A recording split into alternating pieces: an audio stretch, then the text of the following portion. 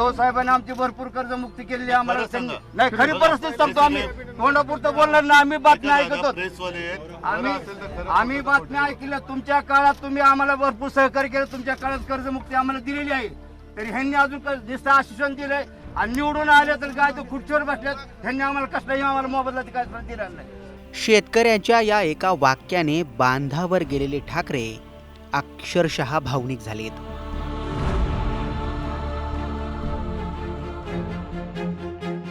मुख्यमंत्री पदाचा राजीनामा देऊन आता ठाकरेंना 3 वर्षांपेक्षा जास्त काळ झालाय।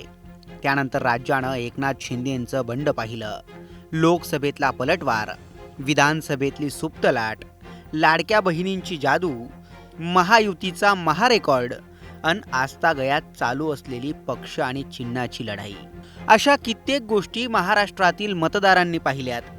पण त्यात या भोळ्या बाबड्या शेतकऱ्याला आठवण राहिली ती उद्धव ठाकरेंच्या कर्जमाफीची।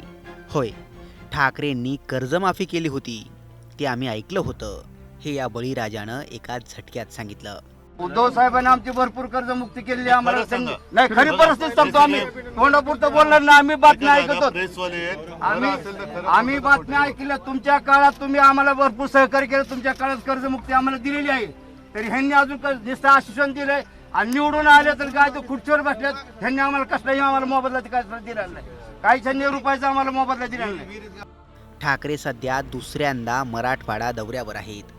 शेतकऱ्यांना प्रत्यक्ष मदत मिळाली नाही म्हणून ते शेतकऱ्यांशी संवाद साधतायत। या दरम्यानच ते एका शेतकऱ्याच्या भेटीला थेट शेतात गेले।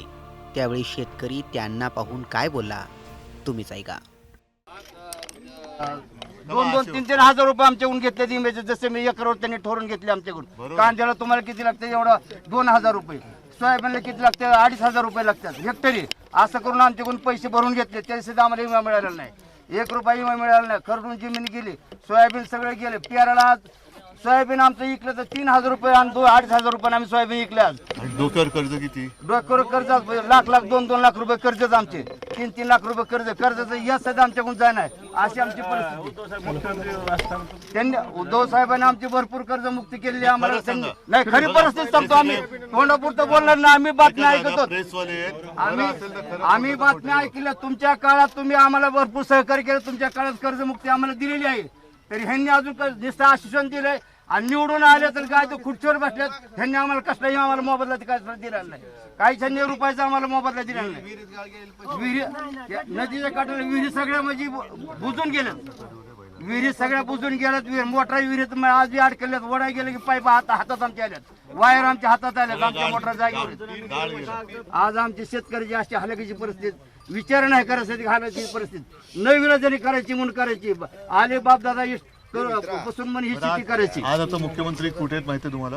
मुख्यमंत्री खुर्चीवर काय त्यांचं काय त्यांचा विचार नाही करायचं आता काय त्यांचं शेतकऱ्यांनी काय विचार करायचा नाही मुख्यमंत्री आले नाहीत, कोण आले नाहीत, काहीच नाही, 1 रुपया दिला नाही।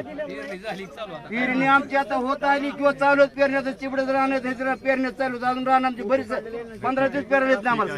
तुम्ही काळजी करू नका, तुम्ही कोण्या सरकारने सोडलं तरी आम्ही तुम्हाला वारंवार नाही सोडणार।